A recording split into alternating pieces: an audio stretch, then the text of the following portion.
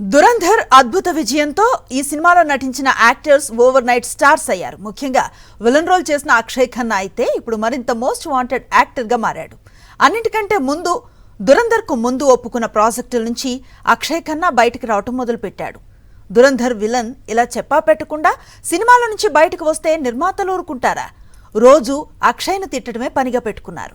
Dhurandhar release కు ముందు ఈ సినిమాలో విలన్ గా నటించిన అక్షయ్ ఖన్నా బాలీవుడ్ లో పెద్దగా ఫామ్ లో లేడు. అందుకే విలన్ రోల్ కోసం మొదటి భాగానికి 2 కోట్లు పారితోషికం ఇచ్చి దర్శకుడు ఆదిత్యధర్ అతన్ని ప్రాజెక్ట్ లోకి తీసుకొచ్చాడు. దురంధర్ సినిమా రిలీజ్ అయింది. కట్ చేస్తే దురంధర్ 1100 కోట్లకు పైగా వసూళ్లను కొల్లగొట్టి Hindi industry all time industry hit గా దూసుకుపోతోంది. దీంతో అక్షయ్ ఖన్నా ఇప్పుడు ఆకాశంలో విహరిస్తున్నాడు. సినిమా సంచలన విజయంలో తన వాటా కూడా ఉందని నమ్ముతున్నాడు.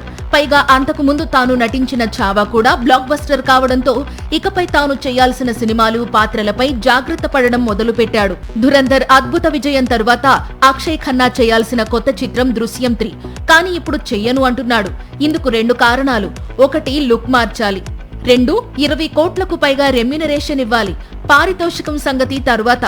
సీక్వెల్ సినిమాలో లుక్ ఎలా మారుస్తామంటూ అక్షయ్ ను నిలదీస్తున్నారు దృశ్యం 3 దర్శక నిర్మాతలు. వారు ఒప్పుకోకపోవడంతోనే ప్రాజెక్ట్ నుంచి అక్షయ్ బయటికి వచ్చేశాడు. ప్రస్తుతం ఈ ఫైట్ బాలీవుడ్ లో హాట్ టాపిక్ గా మారింది.